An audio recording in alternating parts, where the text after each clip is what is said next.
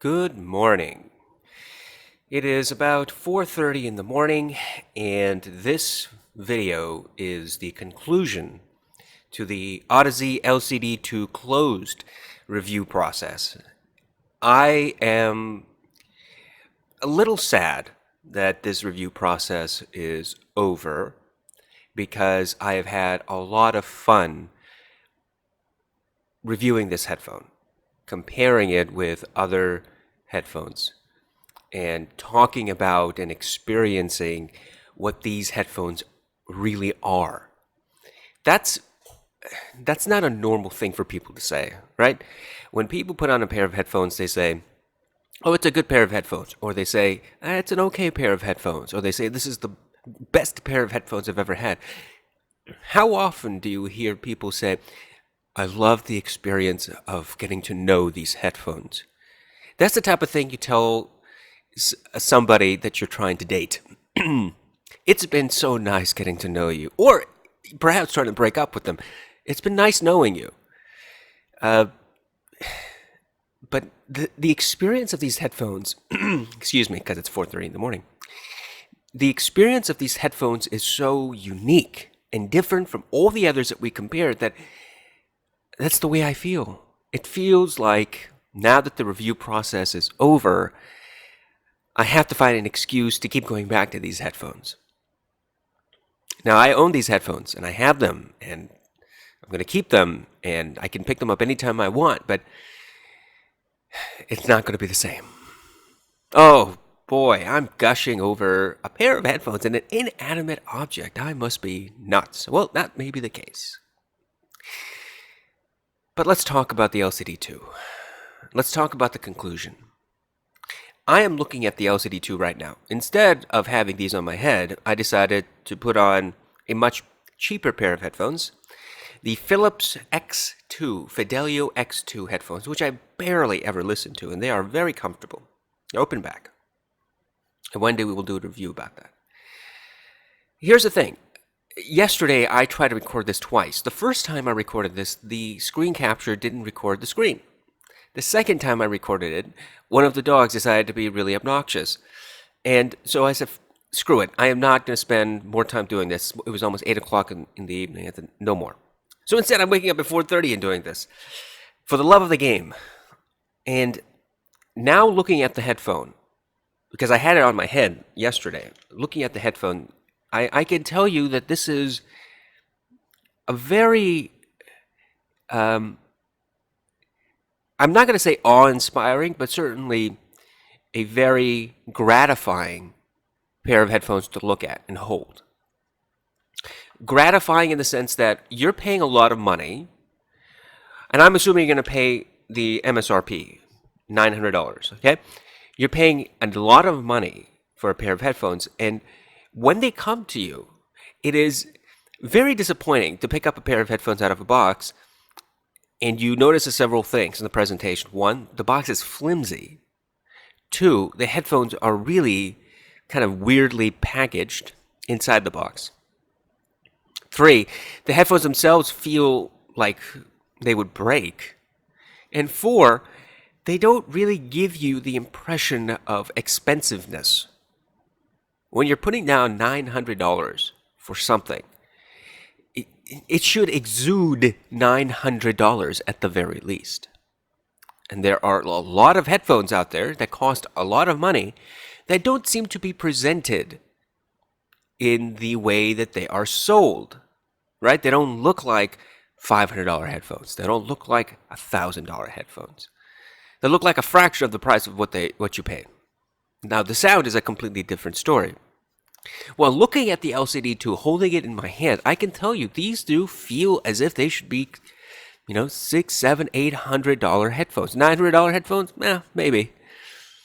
They're robustly built. It's metal, and it's leather, and it's big, and it's thick, and it's got a very unique style to it, and it looks robust. And this pair of headphones is, it looks like it's expensive. Because you don't see this type of headphone anywhere else in the market. You don't go to Target and all of a sudden you see this headphone or something that looks similar to it. You don't go to Best Buy or Fry's Electronics or B&H. Well, maybe, yeah, well, B&H, obviously, but you don't go to brick and mortar stores that are available everywhere in every state and find this. So people don't really have an experience this like this. So they look like expensive, unique headphones. Now, if you're an audiophile and you are into unique looking headphones, you've seen other types of headphones that look more unique. The Meze Empyrean, for example, is an incredibly unique looking headphone. The Audeze, not the Audeze, the Audio Quest, Nighthawk, and the Night Owl, very unique looking headphones. Even the Fidelio X2 is a unique looking headphone. But to normal Joes and Janes, normal people, the LCD-2 is in fact unique. And it also has a unique sound. But before we get to the sound, let's talk about some of the marketing. Because one of the things that I try to do is go through the entire review process, however many videos it takes. And then during the conclusion, we take a step back, we look at the marketing, and then we try to decipher whether the marketing is misleading or whether it's true, or whether it's missing something by omission, right? So that's what we're going to do first. Then we're going to dovetail into the sound quality and the sound signature. So let's get to it. Introducing the Audeze LCD-2 Closeback. By popular demand, Audeze proudly announces the newest addition to our critically acclaimed LCD series. Building on the classic sound of the LCD-2, this closeback headphone offers the pure, authentic listening experience of our planar magnetic headphone, but with increased isolation and greatly reduced ambient noise. The LCD-2 closeback produces a private, powerful, and immersive experience. It's just you and your music. Very well written. Let's see. Critically acclaimed LCD series. Okay. Marketing. It neither is true nor not true. It doesn't matter. It doesn't matter. But what does matter is, quote, authentic listening experience of our planar magnetic headphone. Now, I find that to be an important statement. Because what are they saying? They're telling you up front that this is their signature. This is how they have tuned the driver. Our planar magnetic headphone. This is our stamp on it. This is how we think planar magnetics should sound. And furthermore, this is our house sound. This is how we start. So if you're looking at the whole brick and mortar of, hold on, let me see here. Let's go to products real quick. If you're looking at the whole brick and mortar of the Audeze LCD series, you see all of these headphones. Okay? And you're trying to figure out which one is the right one for me. I have most of the major headphones on this list. I also have recently obtained the original LCD-2 pre-phaser from 2015-2016. So now I have a full gamut. I have the whole picture. Where do you start? How do you know which one is the right one for you? Well, you start from the bottom up. The LCD-2, either closed or open, it doesn't really matter. The sound signature between the two does change a little bit because of the closed-off nature, but it doesn't change significantly to take away from the actual sound itself. They're both very similar. So let's talk about that. Everything I've said about the LCD-2 through the review process, everything I'm going to say about the sound later in this video, that is the basement level. That is the groundwork upon which Audeze builds the rest of the line. So you go from the closeback Then you go to the X, and then the XC, then the 3, then the 4Z, and then the 4, right?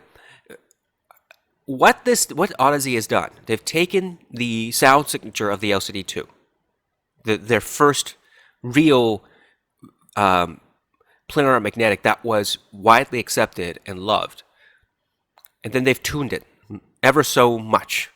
They tuned it for the XC. They added more. They added more visceralness, more impact, more detail. Okay? And then from there, they moved on and they did the 3 and they toned things down a little bit. They emphasized the mid-range a little bit more instead of the bass. Then it moved to the 4Z, which what they decided to do was they took away the smooth veneer, but they still rolled off the highs. And they were able to keep the bass impact without it getting muddy. So it's an amalgam of the LCD XC and the LCD 3, and where you get the 4Z. Okay?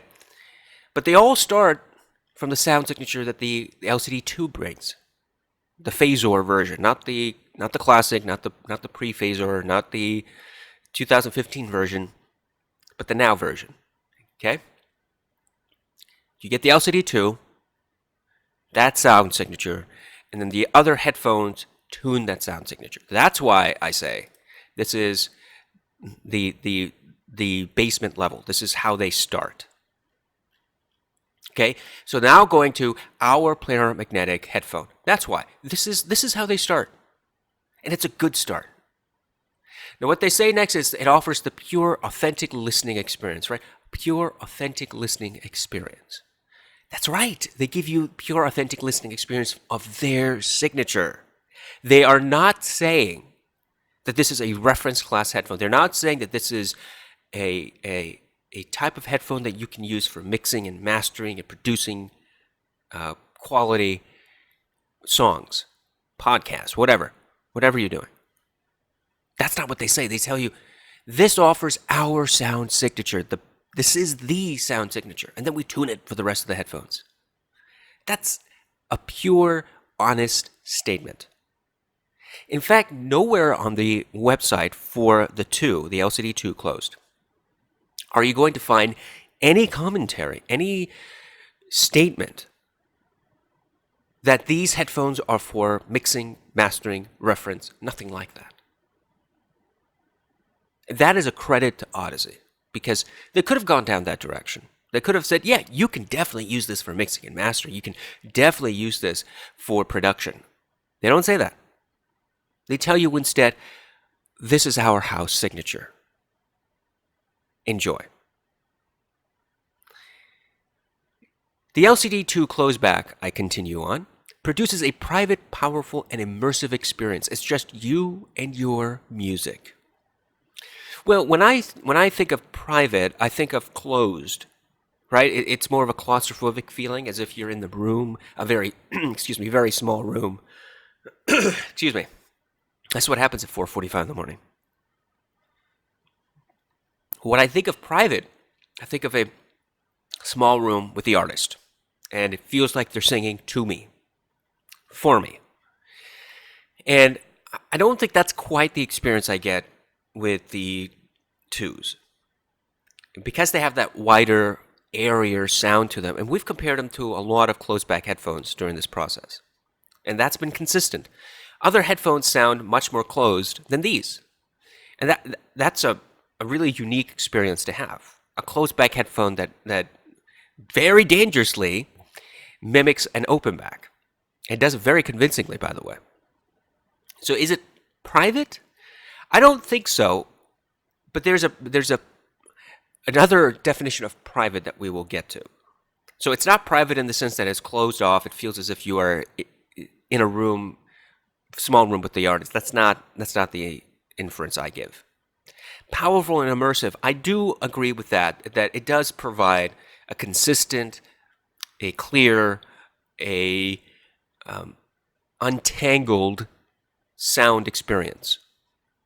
Everything is well delineated. Everything is well differentiated amongst the whole harmonic frequency. And there's no muddiness that I've been able to pick up during this entire time that we have been reviewing this headphone. And is it immersive? I would say yes. It's immersive because of the way that they present the sound, because it makes you want to just sink into your most comfortable seat and lay back and relax and let the music be. So I do agree that it is powerful and immersive.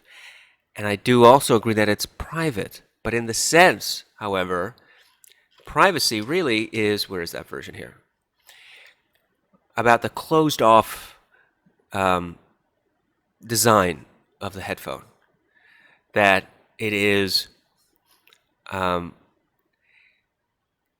it isolates you. It isolates you from the outside because of the massive ear cups, because of the massive ear pads. They engulf your head. When you wear these things, you feel like a tank commander. You feel like you're about to pop into your World War II tank and go off and kill some Nazis. And nothing can hurt you because you got these things on. Well, that's what these headphones do. They indeed isolate you from the outside. Now, it's passive isolation, and it's good passive isolation. It does so well because of the clamping force and the thickness of the pads and the material that's used here. I couldn't find any opening on the outside of the ear cups. Now, I'll give you an example. The DT1770s, Beyerdynamic claims that they're closed-back headphones. They're not really closed-back headphones, ladies and gentlemen. I mean, they're awful headphones, number one, but they're not really closed-back because there are two slits, I think on the top or the bottom of each ear cup, and that's a vent. And that vent allows sound leakage. It's specifically there for that. They're not closed-back. There are other headphones. For example, the ZMF Atticus and what's the other one? The Aeolus and the Icon. They're closed back, but they have slits on the outside of the ear cups. They are semi-open or semi-closed, whichever way you want to look at it. Well, the LCD-2s are fully closed. There is no vent. There's no opening. There's no slit anywhere on the outside. This is a true closed-back headphone. Combined with the I think it's plastic on the outside of the ear cup where you see the symbol. I don't know what it is. If it's plastic, it's really hard plastic, and it mimics steel for all I care. It's just so well done, and that isolates the outside noise quite well. So when it says private, I think private is you're not getting outside noise into your ear cups disturbing you as you're listening to the music. And if that's the definition you accept, then yes, I also agree with their statement that it produces a private experience. It's just you and your music. Bold and intensely powerful. It delivers a rich and hugely satisfying sound. Now, so I have a problem with, well, it's not a problem, but I do want to caution about this statement. When they say rich, do you know what rich means? I don't know what rich means. They don't define rich. Rich is a very subjective word. Is rich, it's ooey and gooey, and it's relaxing, and it gives you such a soothing feeling. It makes you feel as if it's a warm blanket that you're under, and outside of your house it's snowing, in the middle of winter. Your fireplace is blazing. You could hear the crackling of the wood as the fire burns. You have a record playing somewhere in the background. You have a glass of sherry sitting there, warming in your hand, and you're reading a book, and you're enjoying the ambiance with your partner. Is that rich? Well, that sounds like a rich life, for sure. Lucky the person who has that. But it's not. Is that the experience that you get when you listen to these headphones? Or is rich supposed to be you get all the sound and it sounds intense and it goes into your ear and it's rich with the whole tonality? Well, that's not accurate either. What is rich? Well, I think that rich and hugely satisfying go hand in hand, which is to say, it's so smooth. The tonality is so smooth. The the sound that these produce is so soothing that it feels like you just sit back and you relax and you let the song happen. Now there are two types of sound signatures, generally speaking. Well, three actually. Let's do three. The first is it's intense and it's bold and it's in your face and it's inside your ear and it's going to punch you right in the head. It's going to get your brain. It's going to grab it with its fist and it's going to shake your brain and then it's going to pump your brain full of music. There are headphones that do that. The Atticus, for example, has a tendency to do that. The LCD XC has a tendency to do that. The T5 from Bear Dynamic has the tendency to do that and be very annoying about it. But, excuse me, but these headphones, that's not the signature they have. Okay, so that's number one. Number two, neutral signature. Neutral signature is they don't emphasize anything. It just is. And if a particular portion of the song is peaky, it gives it to you. If a particular portion of the song is muddy, it gives it to you. If a particular portion of the song is, emphasized in the bass region, it gives it to you to the best of its ability. That's neutral. And then, generally speaking, there is a gloss. It glosses over the music in a way. Either it bumps up a particular frequency range or it bumps down a particular frequency range, but there's a gloss, a veneer of that signature. It's that filter, so to speak. And that, the third definition, the third type of profile, is what these headphones provide. It's that veneer. It's almost as if you put on a pair of headphones and you turn on your EQ and you EQ for smooth, baby. That's what it is. There's an EQ on your computer or on your player, and the EQ title is Smooth as Silk. And you turn it on, and all of a sudden, the peakiness goes away, the booming bass goes away, and you just relax. This is as smooth can be. Well, that's what these headphones are all the time.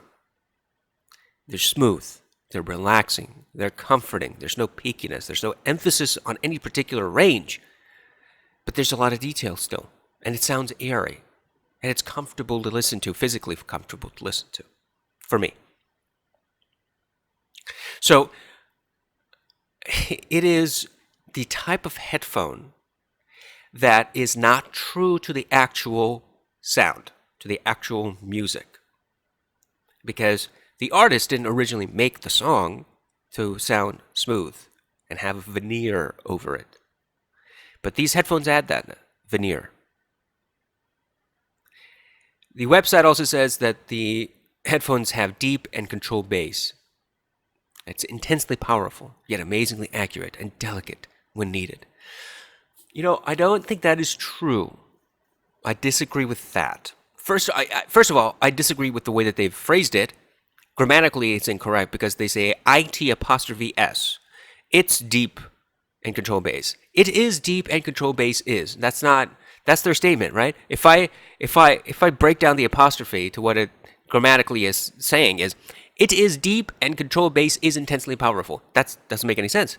It's supposed to be no apostrophe S, delineating that the word it refers to the headphone itself. The headphone has the characteristic of being deep and controlled and having that type of bass. So grammatically, it's incorrect.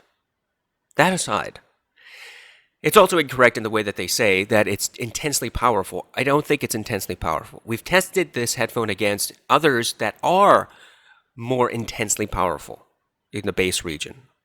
The 7200s a couple of days ago had more emphasis in the bass. The XC has more emphasis in the bass. The Atticus has more emphasis in the bass, substantially more so. So it's not intensely powerful bass, but it is control bass in the sense that it doesn't get muddy, it doesn't bleed into the other frequencies, it doesn't get loose, it doesn't sound as if the bass region is going to distort the music that you get. And one of the best ways to find out is find a song with vocals and some sort of bass instrument. And what you will hear is that in headphones that do not have control bass, that bass instrument is going to bleed into the vocals, and it's going to distort the vocals, and it's going to take away from the vocal presentation. You can't hear the difference when both things are playing together. They sound combined, and it's hard to understand what the singer is saying. Well, these headphones don't do that. They do keep a good control over the bass. So you hear the vocalist and you clearly hear the bass, and they don't interact. That's the feeling they give you. Now, do the frequency interact? Absolutely. That's how physics works. Those frequencies are interacting. There has to be a smooth gradation back and forth, and that's what these headphones do. They give you that smooth gradation. There's no sharp jolt bump into the other frequency. There's no bleeding into the other frequency. It's just, this is the bass and this is the mid. And you two are going to separate. There's going to be a separation of your frequencies to the best possible ability. And that's what you get. That's been consistent throughout the entire review process. The bass is in fact delicate, and so, it's accurate and it's delicate to the sense that it does produce the bass that's present in the song, and it doesn't emphasize the bass. And it's much more delicate compared to the other headphones that we compared.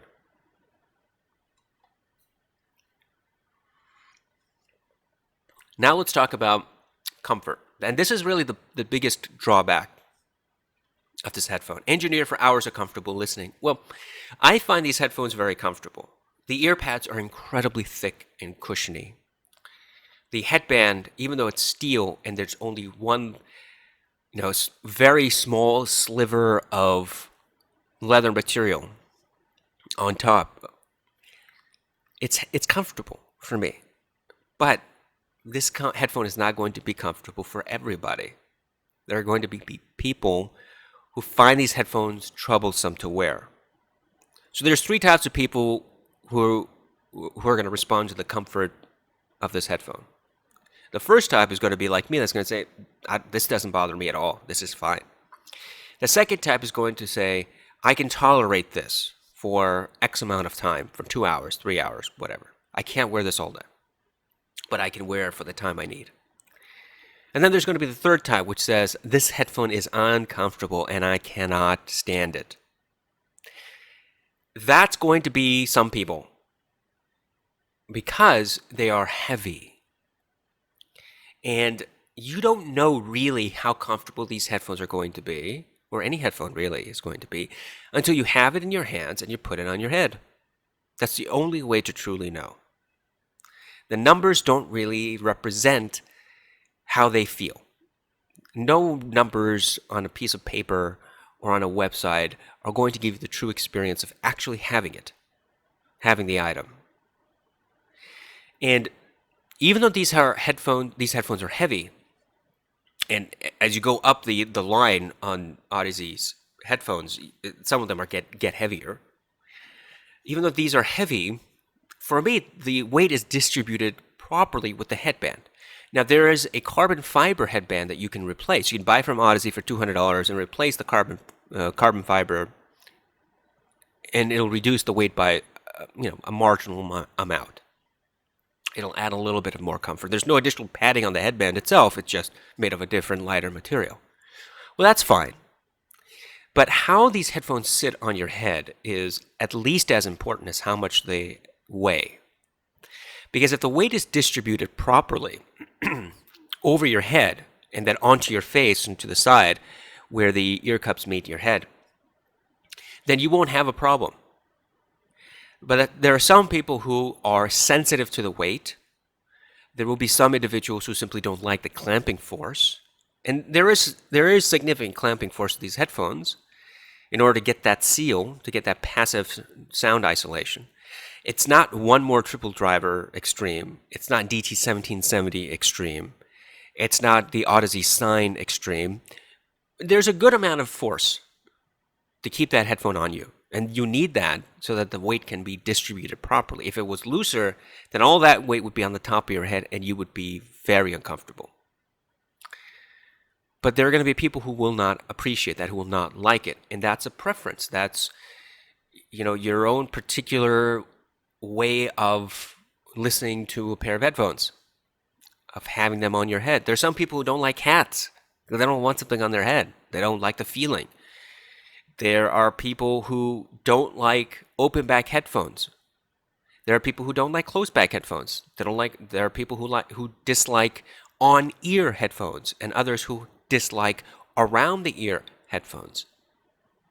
So it's a preference, and you really won't know whether you like it or you don't like it until you have it on your head. And that's true for every pair of headphones. Speaking of open back and closed back, we spoke a little bit about the sound signature.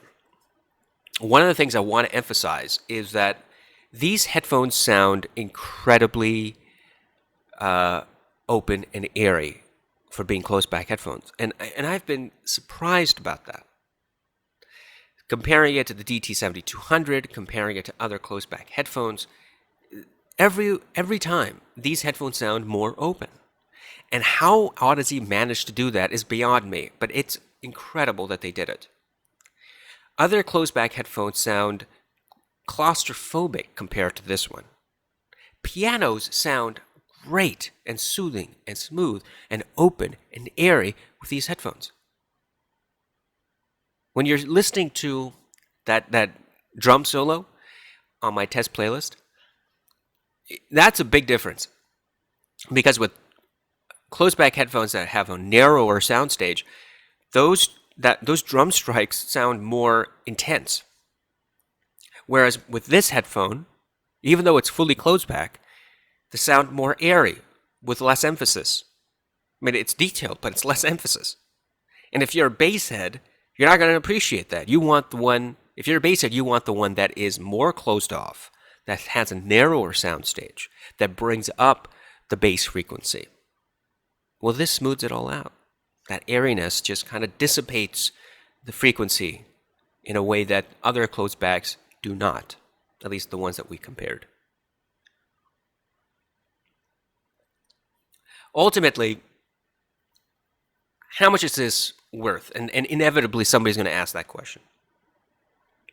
Is this headphone worth $900? Well, let's get to an actual number. It's $900 on the website, plus tax and shipping. Let's say shipping is free.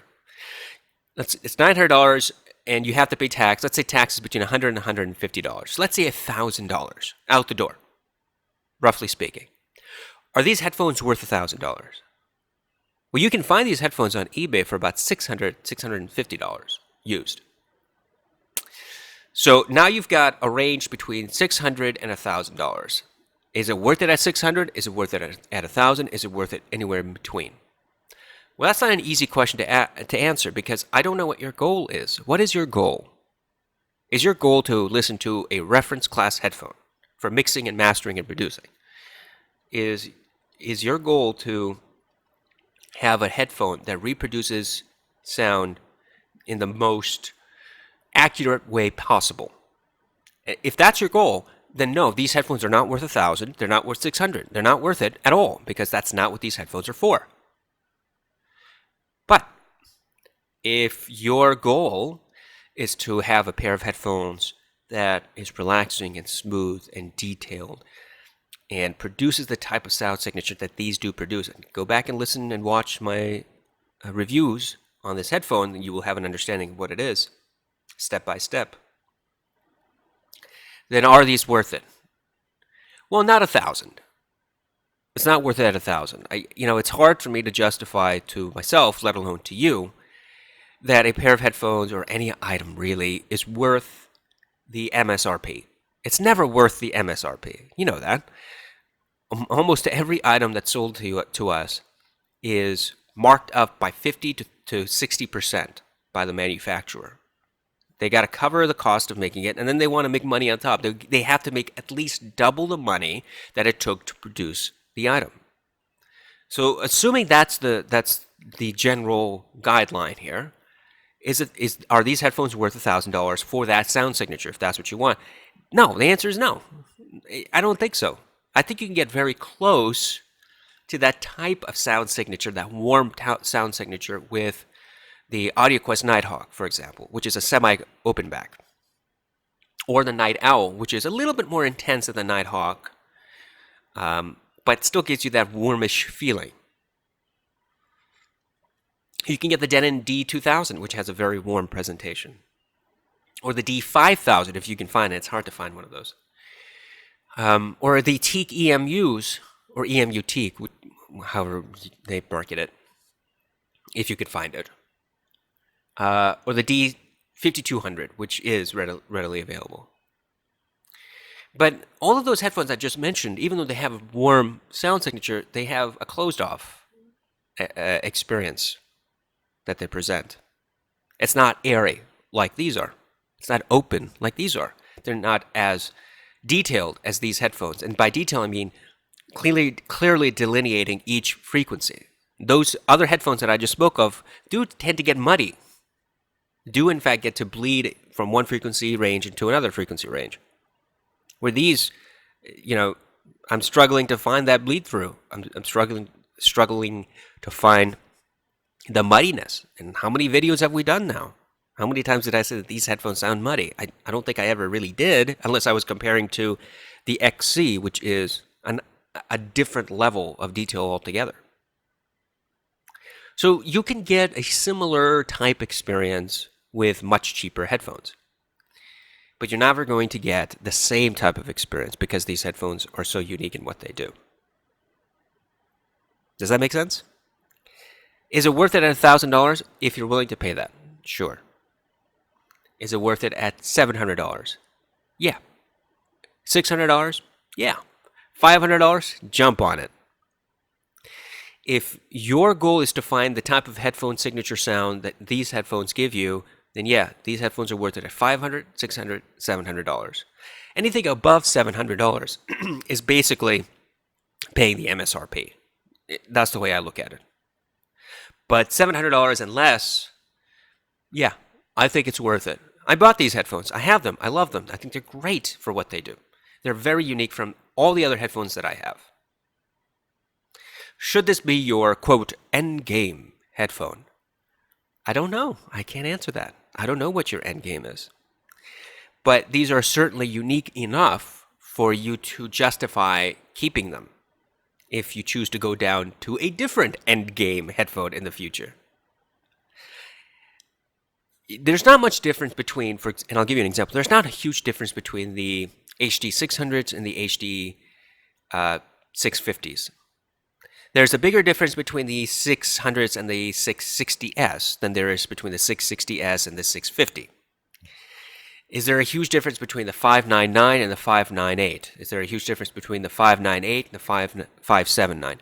The answer is no. These are minute differences in those headphones. But the LCD-2 closed here. Whoa. I didn't even say her name, but she's talking now. That was SIRI, by the way. No, it wasn't. It was Google. I have both, and I can't tell the difference between them half the time. These are unique enough to own. They're unique enough in style and in sound. And ultimately, I am quite impressed with these headphones. I think that they're fantastic for what they do. I was originally blown away by the AudioQuest Nighthawk. I was so in love with those headphones, and I still like those headphones a lot. But when I compare those headphones, which were my go-to warm, relaxing headphones, to this, I go, oh my God, you can get warm, relaxing, and detail. How is that possible? Well, it's possible here. These are great. Do I recommend them? Yes. Do I think that they are the best headphones in the world? No. That depends on your outlook, what you're looking for. Can this be the last pair of headphones you ever buy? Absolutely. That's on you. You get to decide that. I believe that the LCD-2 closed are an excellent pair of headphones to relax to, listen to your music after a long, hard day, to enjoy the warmth of your music library. These headphones are great. And that's my conclusion. Hopefully the entire process, all the videos have been helpful. Hopefully they provide some guidance to you if you're in the market to buy an LCD headphone, whether or not it's this one or another one. And I hope that this entire process has been of some benefit to you. Yesterday, and we're done with the headphone review thing here. I'm just giving you updates now. Yesterday, I got notified that I have another subscriber. This would take me up to 57 now. And I am very grateful and thankful to all of you who have subscribed. And I thank you very much for subscribing. You know, I'm the type of person that only subscribes to channels that I have tested and watched over a course of period. And I really enjoy the content. And I assume that all of you who have subscribed are similar. You don't just hit like and subscribe for the sake of liking and subscribing. You individuals, I assume, are discerning. And so I thank you for giving me the time to present my content to you. I started off with 0, obviously, and now I'm at 57. And at some point I'll be at 60. And at some point after that I'll be at 100. And at some point after that, who knows where I'll be. Thank you so much for helping me along the way. Some updates. I went against the grain about what I just said to you a few moments ago about the MSRP. And I actually paid for the ZMF Icon. I've been looking for those headphones for a long time. It's hard to find those headphones on eBay for significantly less than the MSRP. And I was able to find a pair on eBay a couple of days ago on auction. They're 2016 version.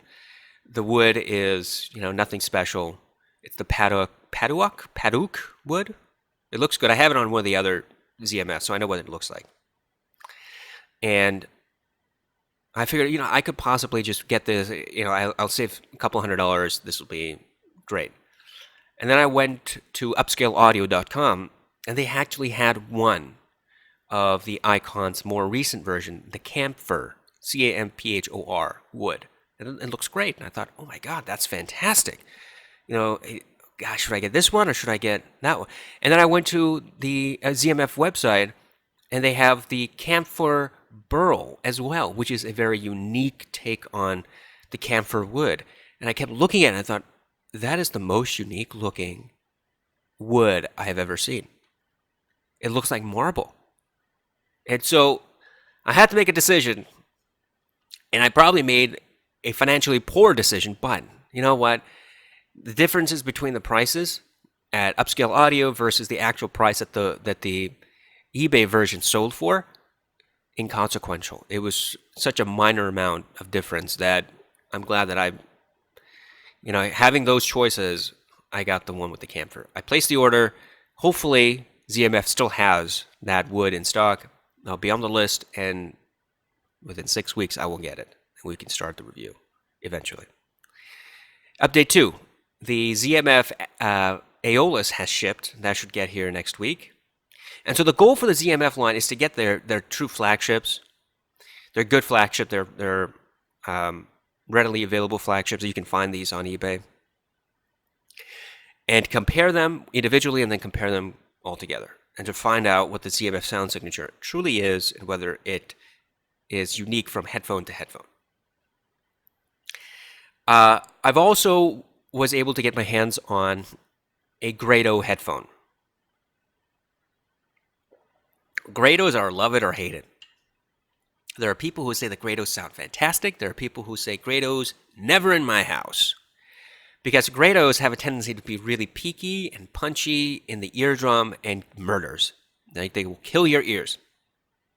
Well, Zeos did a review of a Grado, higher-end Grado headphone a while ago. And one of the things that he said was, buy the cheap Grados or buy the expensive Grados, avoid the middle, where everything else is terrible. Well, I was able to get an expensive pair of Grados for a cheap price, for the price for a cheap Grado.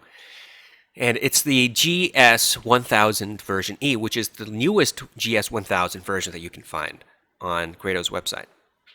GS stands for Grado Statement Series. They have wood back, they have a unique styling, and it's supposed to have a very smooth tonality to it, but still with the Grado signature sound, which is different from other Grado headphones.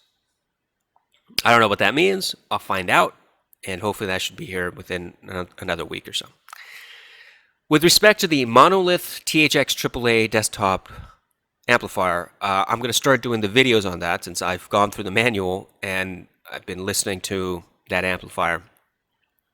The problem with doing an amplifier review is how do you explain what an amplifier sounds like? Because each headphone that you put on is differently tuned. The driver is differently tuned. And am I describing the headphone or am I describing the amplifier? So you got to find a as neutral a headphone as possible, which I do have, and just use that. And then go to other headphones and try to describe how they color or not color the sound that's coming out of the amplifier itself. We're going to start off by looking at the manual. We're going to look at the functions, and trust me, it's not going to take long because the manual is terrible. And then we're going to compare to the THX for Monoprice? No, Mastrop. And there's not much comparison there because the Mastrop version is extremely simple. It's dead simple. A couple of knobs and a button or two, and that's it.